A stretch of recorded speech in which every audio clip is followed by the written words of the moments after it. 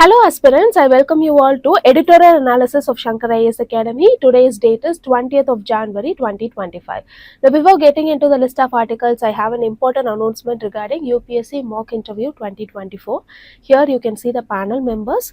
The mock interview will be held on 27th to 30th of January 2025 in the offline mode in Chennai. So if you have not registered for this particular mock test, you can register for this mock test and you can check your eligibility for the final step to Mussoorie. So with this note, let us move on to the list of articles for today's discussion. Here we have two articles to be discussed. In this first article, we'll be discussing about what is radicalism and how radicalism is actually impacting the world. And in the second article, we'll be discussing about in detail about health from the mains perspective. We'll be talking about a lot of initiatives and how it is going to impact the people. So without any delay, let us get into the news article discussion. Now look at this editorial article from The Hindu newspaper. This article talks entirely about radicalism and how it impacts the world democracies. So let us revise the key facts that you have to remember for the mains examination. So before getting into the core, we have to understand what does the term radicalism itself mean. See, it is nothing but an action of a person or a group that seek for a change in fundamental of a particular government or society or a system. So if there is a person, he asks for a change, and that is very revolutionary in nature, that is not very traditional, but it brings a very big change with respect to a political or a economic or a societal system, then we call it as radicalism. So this radicalism is actually of two kinds. First thing is they will be involving violence, and the second thing is they will be in a peaceful manner. And when we talk about radicalism in a political spectrum, here we can see that the political spectrum, it can be divided into two, left wing as well as a right wing. So when we see in that political spectrum, this radicalism, it is actually in the far left.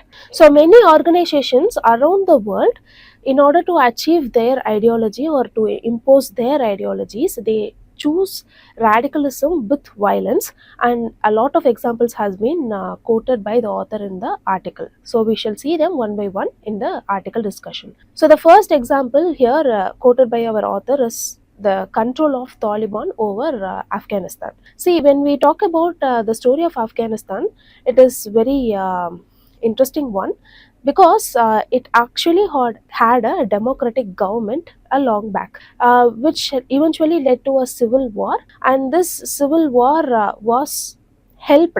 This democratic government was helped by USSR back then, and in opposition there came a particular organization called Taliban. Actually, Taliban means student. So these Talibans, they were asking for a particular Islamic state that implement all the Shariat law. So this is what the vision of Talibans. So due to the continued resistance of Talibans, USSR eventually withdrew from the particular civil war, which led to the downfall of the democratic government, and Taliban, they created a government long back. So it is said that Afghanistan has been providing or being a safe haven for Al-Qaeda, who has caused this particular 9/11 incident. And due to this particular thing, US, they came with troops inside Afghanistan to suppress terrorism. Even there is a very famous meme which says that it took 4 US presidents to replace Taliban with Taliban. So if you feel you're dumb or waste, don't feel that way. So this is the actual story behind the thing. So very recently only US troop withdrew from Afghanistan, which led to placement of Taliban as the ruling party there. And while they were withdrawing, nearly $7.1 billion worth of weapons were left behind, and this has been used by Talibans. It made them even more powerful. Now, even though Talibans promised for an inclusive government when they were forming the government, they also made a lot of they also imposed a lot of restrictions, especially on women and minorities. And now this is what we call it as radicalism, and which is very unfavor for a particular gender. This is because they choose to not support any kind of un-Islamic things, stricter implementation of religious rules, which are actually discriminatory to a particular gender. So this is the first example that you have to remember, Afghanistan and Taliban. So what will be the reaction of Indian government while Talibans were forming government in Afghanistan? See, obviously Indian government supported the move, but they opposed the thing which Talibans were being supporting the terrorism and threatening the regional security of Indian government. And now moving on, the second very good example is the Syrian scenario that is currently happening. Here there is a particular group called HTS in Syria. They are actually mirroring Taliban's and trying to form a regional government change. So here the entire global powers has been divided into two segments: short-term gains versus long-term risk. Now another kind of example is Bangladesh. See, Bangladesh is becoming a ground for radical Islamic groups to grow, and they are currently challenging democratic norms and they are promoting extremism. So now the issue here is all the three countries are one or another way connected to India. So what are all the challenges for India? Let us see them one by one. So the first important thing is threat to regional security. So if you are asking how, the first thing is these radical groups, they promote anti-India sentiment, especially in Afghanistan, Bangladesh and Myanmar. All these three countries are bordering countries of our nation. So this is creating a very big regional security issue in our country. And secondly, there are cross-border terrorism risk due to porous borders and smuggling. And these Talibans, they are actually supporting certain extremist groups like LET and JEM. These LET and JEM, they are targeting India, which is again creating a very big internal security issue. Secondly, this radicalism is actually contagious in nature, because if a particular country is following a particular strategy, it is being followed by other Islamic states as well. For example, if you take Pakistan, radicalization, by seeing these countries, they are growing up very big. So this majorly affects democracy, cooperation and peace in eastern India. Thirdly, there is a huge impact on internal security. See, radicalism, the very core of radicalism is getting the younger people the most. So by radicalizing the younger people, weapons will be given to them and their precious future will be compromised in the sake of somebody's ideology. So this is what called the radicalization of youth. So this radicalization of youth happens to a lot of things, especially during this internet era. It is happening through even the social media. And especially the states like Jammu and Kashmir, Kerala and UP, they are witnessing a sporadic radicalization. And when this is combined with the refugee influx from the Myanmar and Bangladesh, it is actually straining the resources and raising the security risks. So these are the important challenges that currently India faces when it comes to radicalization. Now moving on, we have to see the way forward. What is the way forward or the solution for this particular thing? See, the first thing is we have to strengthen border security, and this can be done through implementing or integrating or leveraging a lot of technology. For example, we can use drones, we can use thermal imaging, and we can use satellites for advanced surveillance, and we can even enhance our border fencing, roads as well as outposts. And we have to conduct a lot of joint patrol with the neighboring countries. This will ensure cooperation, especially when it comes to countering the counter-terrorism. And secondly, we have to take a lot of counter-radicalization efforts. And when we talk about counter-radicalization effort, we have to bring in a lot of awareness to the people. And this can be done by bringing in a lot of educators, bringing in a lot of religious leaders to the particular place. And we have to educate youth about the radicalization issue itself. So this will bring a lot of literacy among the people to how to use the digital divide that currently India has. And thirdly, we have to implement a de-radicalization program for rehabilitation as well. And the final solution is to have diplomatic engagement. We can use a lot of international forums or the bilateral forums like SAARC, BIMSTEC for collective cooperation when it comes to radicalization, terrorism and etc. We can make bilateral agreements with two countries, especially on the intelligence sharing and the counter-terrorism. We can bring in a lot of collaboration globally for stricter implementation of norms on nations supporting terrorism, especially for the example the FATF norms. We can strictly follow them, and we have SEO RATs. So all these you can just quote when it comes to the examination.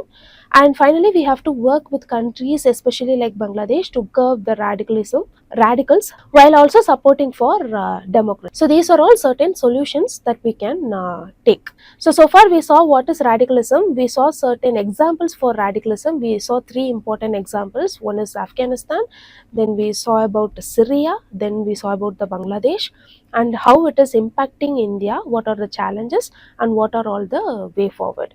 So with this, I have a mains question for you. Let me read out the question. The rise of radical government in India's neighborhood poses significant challenges towards security, diplomacy, and regional stability. So analyze. So while analyze keyword is given, you have to write all the dimensions to it. So write an answer and post it in the comment section so that we can review your answer. So with these learned points, now let us move on to the next news article discussion. Now look at this article. This article talks about integrating health with technology in order to achieve universal health coverage, or the UHC. So from the mains perspective, let us revise some of the key important facts given in the article. Now before getting into that, we have to understand what is this universal health coverage mean. So UHC by definition it means that access to quality healthcare services for all without financial hardship. So it includes all the preventive, promotive, curative, rehabilitative as well as palliative services. Here for those who don't know, palliative services are nothing but relieving the symptoms of a particular disease instead of curing the underlying cause of the disease. So this kind of palliative services will be provided to patients with very high or very serious illnesses, for example like cancer. Now the another important key feature of this UHC is that all these services will be covered under a affordable range. So it focuses a lot on equality or equity, and it focuses on targeting the vulnerable population. A very good example for UHC, a very good example scheme is this Ayushman Bharat Pradhan Mantri JAY. So this particular scheme provides for health insurance up to 5 lakh per family per year. So under this, hospitalization and even the pre and post hospitalization and diagnosis can be covered under this particular insurance, and even the private and public hospitals has been empaneled into this particular scheme. So this is a very good example for UHC. Now moving on, we have to focus on another important keyword, One Health approach. So what does this word One Health approach mean? So it is nothing but seeing the environment and human together. So it is talking about the interconnection of human, animal and environmental health. So it actually helps us to pre-diagnose any kind of zoonotic disease by integrating all the things in one hand. So first important feature is focusing on zoonotic disease prevention, for example Nipah virus, H1N1, rabies and etc. Secondly, we have a national One Health framework under which strategies for the integrated disease surveillance will be made out. Thirdly, we have integrated disease surveillance program under which the zoonotic diseases has been monitored. So under this particular thing, data will be collected whenever a zoonotic disease or an episode happens and how it can be rectified. So all the surveillance will be under this particular program. And finally, there are collaboration between, especially under this collaboration, coordination will be brought in between the health, environment and animal husbandry ministries. So all these are key features of One Health approach, which must be promoted in our current health system. Along with that, we have to focus on a data-driven healthcare system. For example, as I said earlier, this integrated disease surveillance program, it should be integrated with the big data and analyst. So while both the things get collaborated, we can expect for anticipation, highest form of anticipation, and reducing the impact of a disease much earlier. However, there are certain challenges in digital health transformation in India. Let us see them one by one. First thing is the infrastructure limitation. See, the rural areas, they lack digital infrastructure, which is hindering the actual implementation of programs like we discussed. Now, the second important thing is that there is a very big data privacy and security issue. I'll just discuss about this point a minute later. Now, moving on, this third important thing is the lack of digital literacy among the people. So many do not have awareness about the central government schemes that actually benefit them, and which provides universal health coverage. So we have to provide them a lot of awareness through campaigns. And the fourth important thing is interoperability issues. So whenever a particular ministry is involved, there itself a lot of confusion will be happening. So here a lot of ministries, as I said, the animal husbandry, environment ministry, and even the health ministry, they will be coordinated. So their standardizations challenge will be there, and chain of command issue will be there. And finally, the regulatory framework, there is no proper regulatory or a comprehensive policy which is actually slowing down the adoption of these kinds of very good schemes. So these are the challenges when it comes to digital health transformation. Now, we have certain digital health transformation initiatives in India. We shall see them one by one. The first one is this Ayushman Bharat digital mission, in short called as ABDM. This was launched on 2021. It is actually a digital health ecosystem. So it is nothing but a very good portal where the demand and the supply meets. Here the demand is for doctors. For all the doctor, there will be HPR. HPR is nothing but the healthcare professional registry. So any registered professional, any doctor, they will be in this particular HPR, and there will be the supply. The supply is nothing but the patients. So for them, there will be unified health interface. So under this unified health interface, if I am there, for me, my medical history and everything will be provided in this UHI under a particular unique ID. So just like Aadhaar, there will be a unique ID for this UHI as well. So by using this UHI, I will be logging in into this particular portal, and I will be going directly to the demand and addressing the particular issue. So this connectivity will be given by the portal. So every suggestion or every daughter consultation that I am making through this portal will be again registered in this UHI. So this is a very small description of this Ayushman Bharat digital mission. Now moving on, the second important initiative is this telemedicine or the e-Sanjeevani. This was very popular during COVID-19. This offered instant relief and consultation in online. And we have also integrated a lot of artificial intelligence when it comes to healthcare. They are actually providing a predictive analytics when it comes to medicines. So far we saw about health system in our country. We saw about universal health care. We saw about one health approach. Then we saw about the challenges faced by India in implementing these two very important schemes. Then we saw about certain initiatives. So with this, we have a mains question for you to answer. Let me read out the question. How can digital health solutions and the One Health approach contribute to achieving universal health coverage and addressing future health challenges in India? So it is a 15-marker question for 250 words. You can write an answer and post it in the comment section so that we will be reviewing your answer. So with this, we came to the end of the news article discussion. If you like the video, hit like, do comment, and don't forget to subscribe to Shankar IAS Academy YouTube channel. Now, thank you so much for listening.